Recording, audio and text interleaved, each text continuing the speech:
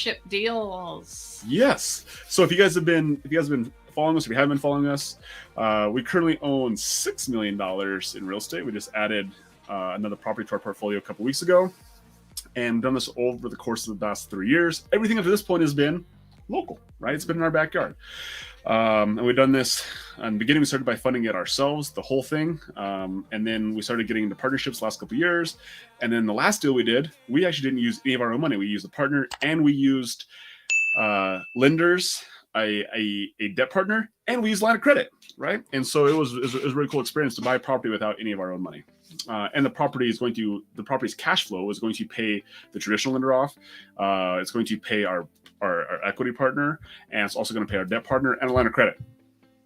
Pretty cool. And us. And we should get paid too, which is cool. So that property is under construction. We'll give you an update on that property as we go. It's probably about 2 or 3 weeks before we turn that from 1 unit into 3 units. And so, yeah, but that's not what we're talking about today. So today we're talking about our first deal that we're doing outside of our local market, right? So, Katie, what do you know about this deal? Not very much. So this is going to be interesting. Yeah, so Katie doesn't know about this deal too much because... well, it's not my role. So we have roles within our agreement. And he's the acquisition king. He goes and finds it, processes the deal, runs the numbers, makes sure it's a good thing to go. And then he usually pulls the trigger. And then on the back end, I usually do, property management / project management if needed, and get the deal where it needs to be, where his vision was on the front end. So yeah, I don't know very much. Let's go. And the cool part of this deal is that I'm not finding the deal and you're not going to manage the deal, right? Mm-hmm. So it's actually unique roles for both of us.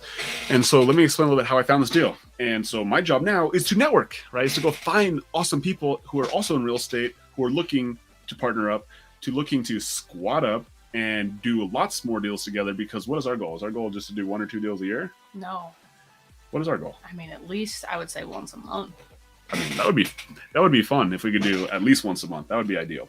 So as we're working towards then, we realized that we can do that. We can, like, that goal is super attainable when we squat up, when we find other people to partner with, and we leverage other people's skills, and we also are able to bring value to the table as well. So on this deal, it was me developing relationships, and so we're inside the sub 2 group. So if you're watching this and you're sub 2, hoorah, right? If you're not in sub 2, it's like, it's one of the greatest real estate communities on the freaking planet. If not, like, it is the best. Like, if you can show me a better real estate community, like, let me in. I'll pay you as much money as I possibly need to get into that community. That's how good this community is. And so I have been chatting with almost 100 sub 2 students over the last couple months.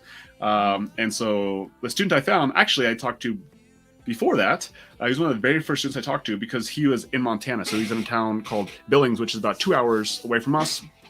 And I networked with him and realized this guy is a killer, right? I don't know if you remember me telling a story, but like, he had acquired like 60 doors in the stamp in a like less than a year's time frame, which was 60 doors. 60 doors, which is crazy. Yeah, sub 2. There's all the people sub 2ing it up.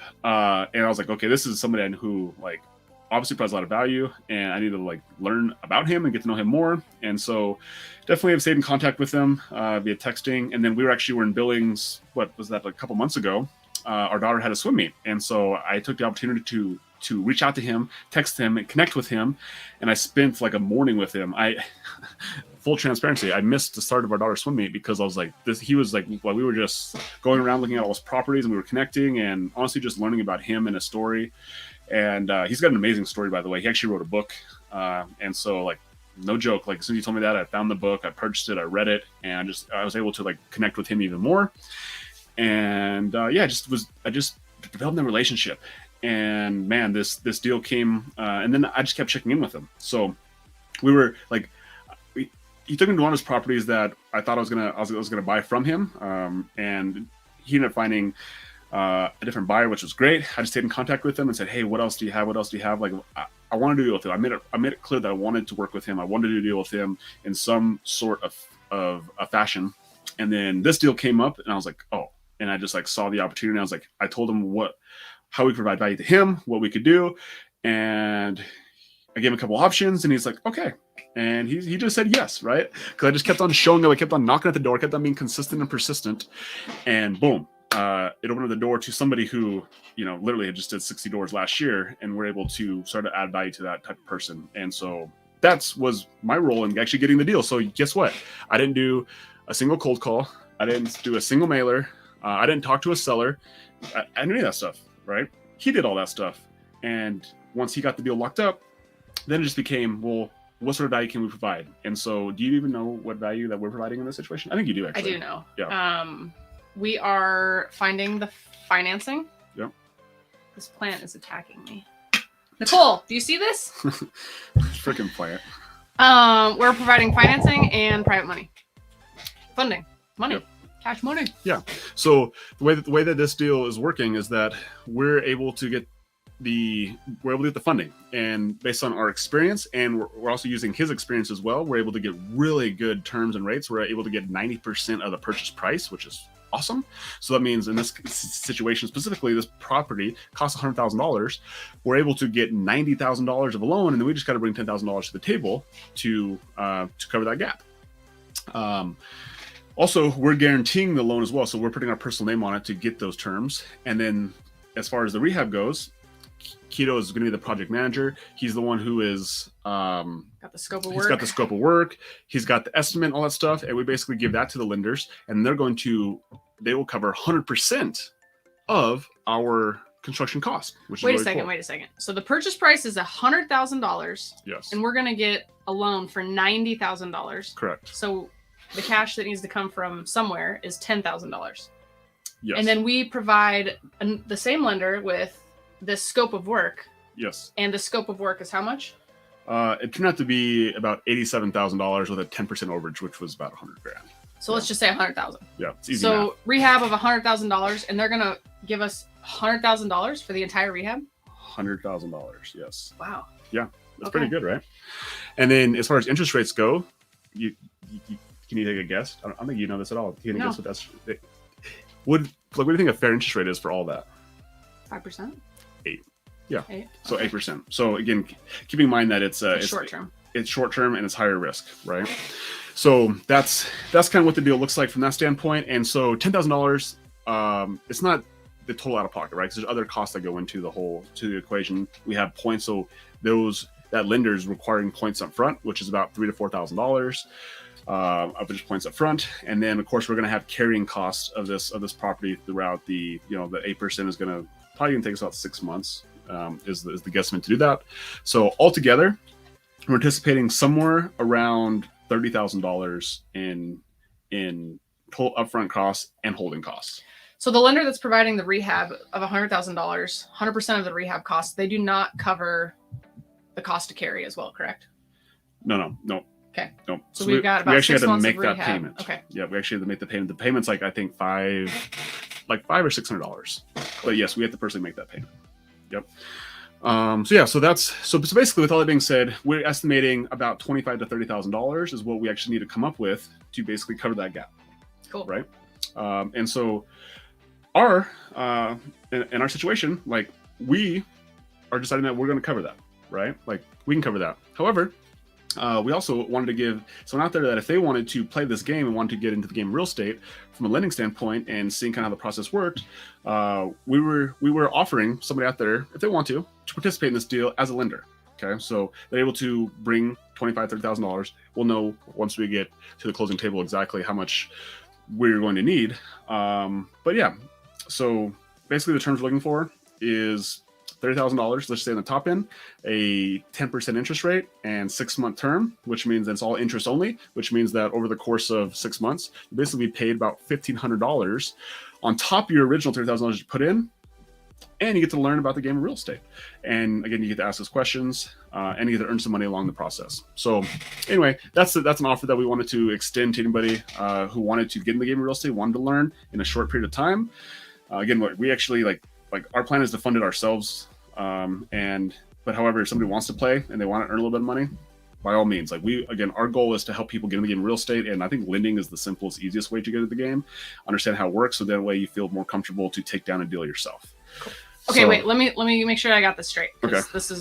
I'm learning as well. We have $100,000 purchase price. Yes. And we have to bring, the lender's bringing $90,000. We're going to bring $10,000 to closing to Correct. purchase the property. So the property is ours. Yep. We give the scope of practice to the lender. Let's say $100,000 they're going to lend, and they're going to lend 100% of that. Yep. So we get the $100,000 loan for the rehab, and that's going to be stretched out over 6 months. So we'll take it when we need it, and we can pay people the $100,000 of rehab. Yep. So we get 6 months down the road, we are in about $200,000 plus the carrying costs, which maybe is another $20,000, $30,000. So we're in $230,000. Yep. In 6 months. What do we do? Awesome. So this property, the property plan for this is we're turning into from a single family home into a duplex. And so if you guys are inside the subject group or on my personal Facebook, go check out, I posted the pictures of the actual property. You'll see it like it's the actual picture of the property. So we're turning that single family home into a duplex, into 2 units. And our comps on the low end is going to be about $320,000 what that property is worth. That's like the extreme low end. Our actual estimate is closer to 350, but we're very conservative people. I like to look at what is the worst case scenario. About $320,000 is like a very worst case scenario what this property is going to appraise at.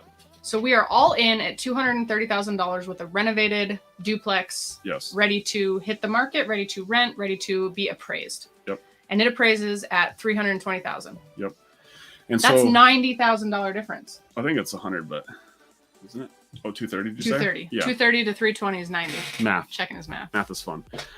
So our goal with the property is we're actually going to keep it. So we're going to refinance this out, and we take 75% of that property, or excuse me, of 320, which is the low end, and we'll be able to get a loan for about $240,000. Right. And so you can see that like there's actually a gap. We have about a $10,000 gap that we anticipate that we're going to make, like we'll actually put about $10,000-$15,000 in our pockets on a refinance, and then we're going to keep the property.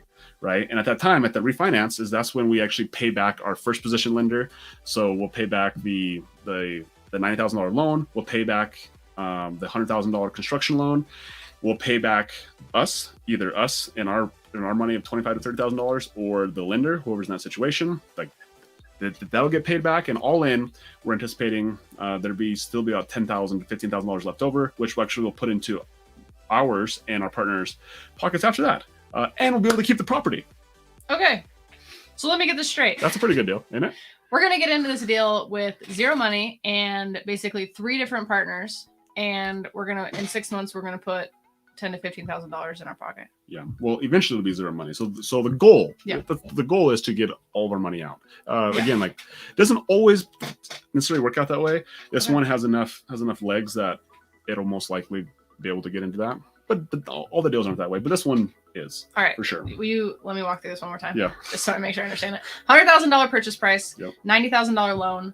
So there's $10,000 cash needed. Yep. $100,000 of rehab. Yep. All funded by a lender. Correct. In 6 months, with the carrying costs, cash out of pocket is probably $30,000. And there's still some upfront costs.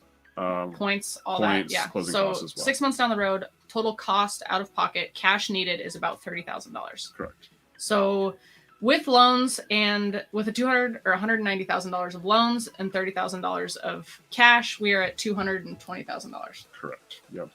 And then we go and we refinance it, and it appraises at $320,000. So we have $100,000 basically of a gap. But when you refinance a property, you have to leave 25% equity in it, correct? Correct. Yep. So 75% of, or 25% of $320,000 is $240,000.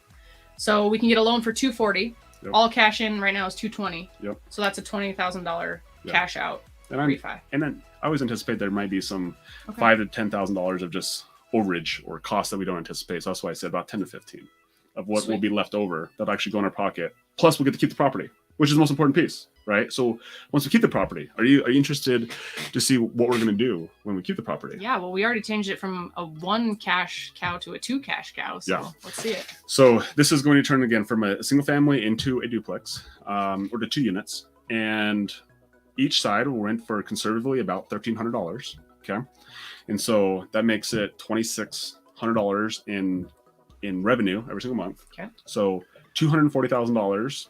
Do you have a guesstimate what the mortgage is going to be? So think about Cardinal Drive was about 200. Like that's what we purchased Cardinal Drive for, is 240. So do you remember? 1,300. About 1,300, right? So $2,600 is our revenue. $1,300 is our principal, interest, taxes, insurance, And this is going to be a long-term or short-term? Long-term. Long-term rental. So is there any expenses outside of the PITI, outside of like monthly expenditures, outside of like capital expenditures? Pass that all on to the tenant. It all gets passed on, right? So $2,600. The mortgage would be about $1,300. So what is the gap on that? $1,300. About $1,300 a month in cash flow, right? And again, I anticipate about $1,000. There's always gonna be other little things that come up. Maybe our terms aren't as good in the loan. Maybe we don't get quite $1,300. Maybe we get $1,200. And so again, conservatively, it'll cash flow around $1,000 every single month.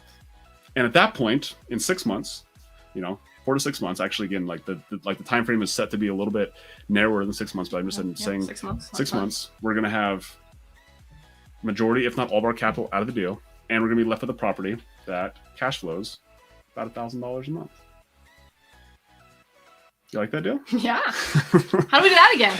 Yeah. So, and that is the game, right? And so the game behind that is, how do we do that again? That is actually the right question. And so that's honestly the reason why we're doing this podcast, and we continue to network with people inside the Sub2 group. Is, sometimes it's just being able to see the vision of that property, to be able to do that. And like, how many times have we done a property like that? Like, at all the deals we have, how much money is still left in the properties that we currently still own?